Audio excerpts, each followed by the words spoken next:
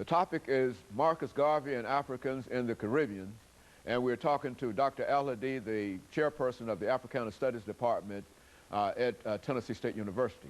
Dr. Al-Hadid, during this last segment, let's give you an opportunity to talk about Marcus Garvey and his influence and some of the influences that helped to shape Marcus Garvey, as well, and some of the influences that his personality and his vision helped to shape as well. Let's talk about it from that perspective. Yeah, when we left off, we said that Marcus Garvey entered this country in 1916. Mm-hmm.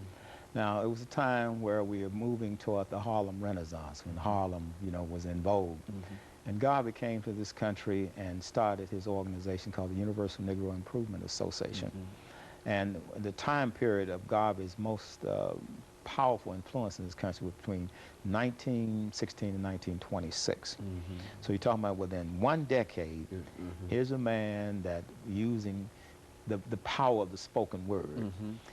Saying, up you mighty race, you can accomplish what you will. One God, one aim, one destiny. Mm-hmm. Africa for the Africans at home and abroad. Mm-hmm. He was able to mobilize more than 6 million people of African descent mm-hmm. around the world. Mm-hmm. I mean, he literally had thousands of chapters of the Universal Negro Improvement Association inside mm-hmm. the United States. Mm-hmm. Garvey's basic vision was to create a United States of Africa. Mm-hmm.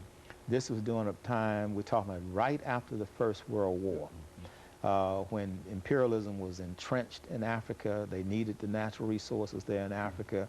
The Germans had fought a war against the colonizers in order to colonize the colonizers, mm-hmm. which failed. And so Garvey now is coming to seize Africa. Mm-hmm. And as he's agitating to seize Africa, decolonize the Caribbean, he mm-hmm. becomes a big threat in this country. Mm-hmm.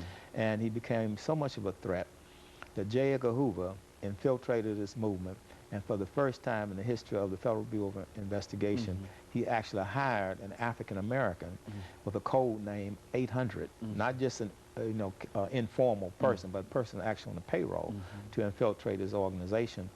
And when his organization was infiltrated, they accused him of mail fraud because mm-hmm. he had started the Black Star Line. Mm-hmm. Now, this was a big shipping company that he wanted to put together in order to do trade between mm-hmm. the Caribbeans and Africa and the African-American side of the United States. Mm-hmm. And Garvey had these very grandiose designs. Mm-hmm. He was full of pomp and pageantry. Mm-hmm. He knew how to raise money. Mm-hmm. Very, very charismatic. Mm-hmm. He had the type of charisma of, say, a Martin Luther King mm-hmm. or Malcolm X. But he could just stand on a street corner and just move thousands of people. And he was very powerful in that regard. Mm-hmm. Now, his organization was composed of West Indians and African Americans. Mm-hmm. And as you know, sometimes West Indians and African Americans don't always see eye to eye. Mm-hmm. So you had this type of tension in the organization. Mm-hmm. You also had tension in the organization around the question of people who were educated and those that were uneducated, mm-hmm. people from the South, people from the North. And there was some corruption in the organization because he surrounded himself a lot by people that he could trust, mm-hmm. but not necessarily people that were competent, people that were loyal to him, but not necessarily competent. So that was part of his undoing. And he built the organization around himself mm-hmm. rather than delegating responsibility and leadership. And then there were some areas where he didn't have competencies. Mm-hmm. And so that created this problem inside of the organization. Mm-hmm. But when he was eventually arrested for mail fraud, he was taken to prison in Atlanta around 1926. Mm-hmm. And when he got out in 1928, they sent him straight back, they deported him rather, mm-hmm. back to Jamaica mm-hmm. and told him he couldn't come back inside the United States. So after 1928, his power inside of this country and around the world started mm-hmm. to wane mm-hmm. in terms of his organization. But his vision did not go away, because you have to remember, while he was talking about uniting people of African descent around mm-hmm. the world, Du Bois was also organizing his Pan-African Congresses mm-hmm. during the 1920s as well. And so they were working concurrently. Du Bois was organizing the intellectuals, mm-hmm. and Garvey was organizing the masses of the people. Uh-huh. Yes. Mm-hmm. He left Jamaica because by the time he got back to Jamaica, he tried to start up some businesses. Many of them failed. And he was just somewhat, a period of time he was a hero, and then the other period of time, mm-hmm. That sort of waned and the people turned on him. Mm-hmm. So he left Jamaica and went back to London mm-hmm. around 1935. And so he pretty much died there in London. A very interesting incident happened in January of 1940. He had a massive stroke. Mm-hmm.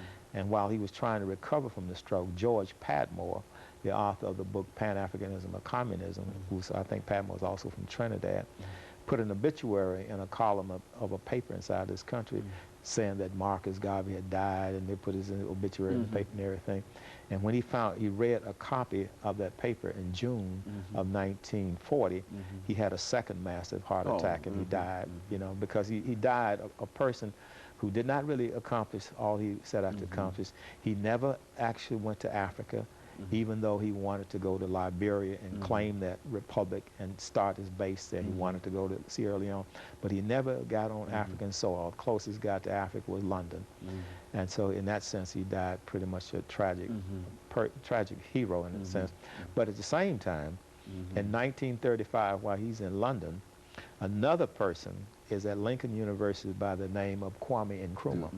He picks up Garvey's book, The Philosophy and Opinions of Marcus Garvey. He reads this book thoroughly. In 1945, he goes back to the Gold Coast and starts to implement the vision of Marcus Garvey. In other words, you can kill the dreamer, but you can't kill the dream.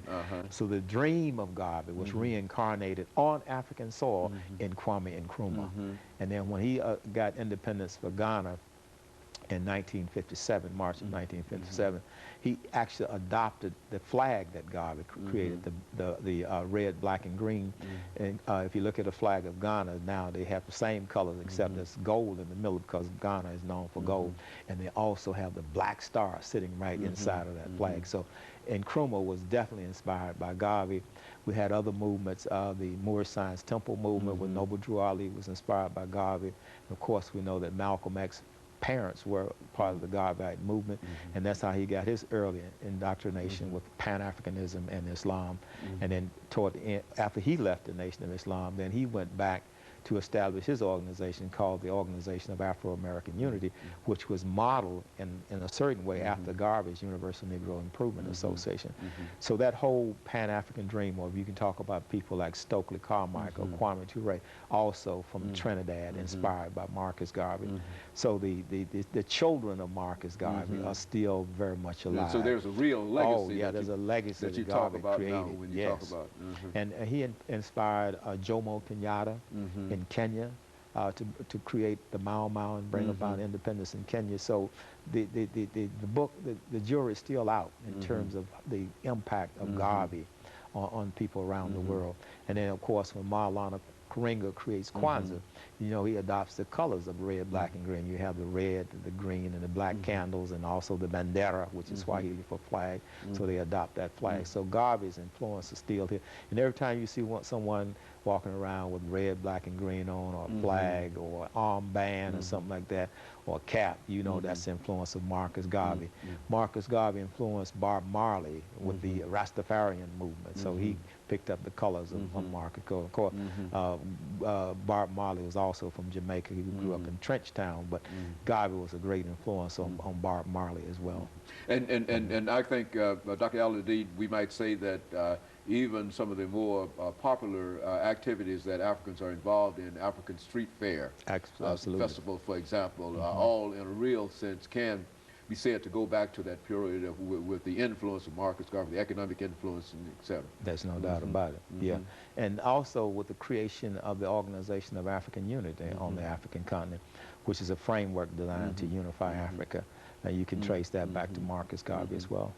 Well, now, what can we do over the last minute and a half, Dr. Al-Hadid, to make Garvey's career much more public? It seems that only the historians and people like yourself know about Marcus Garvey. What would you suggest over the last minute that we have that could be done in order to sort of resurrect Marcus Garvey and his influence? Well, one thing we're going to do with the 11th Annual Africana Studies Conference is that Saturday, which would be the 4th or 5th of February, we're going to have a Garvey Marley concert. And that's going to be an annual feature of our annual conferences to make young people more aware of the teachings of Garvey. I mean, I use Garvey's philosophy and opinion in my classes, and I constantly expose students to that. So in the small way in which I'm working, I'm trying to make Garvey's ideas effective. And then we need to have more conferences and meetings centered around Garvey's idea. Because a lot of people think that Garvey was just talking about putting people on African Americans or black people on ships and then taking them back to Africa. His plan was much larger than that. He was talking about creating the United States of Africa, and then where African people are, they can still relate back to the motherland, even though they might remain in the African diaspora physically, spiritually, and in culture. They would and of course, with Africa. Dr. Al-Hadid, we're out of time again, as you generally know. And let me thank you for coming by and giving us that excellent information about Garvey and some of his activities. And let me encourage our audience to tune in again next week for another informative edition of Comments. Thank you and good morning.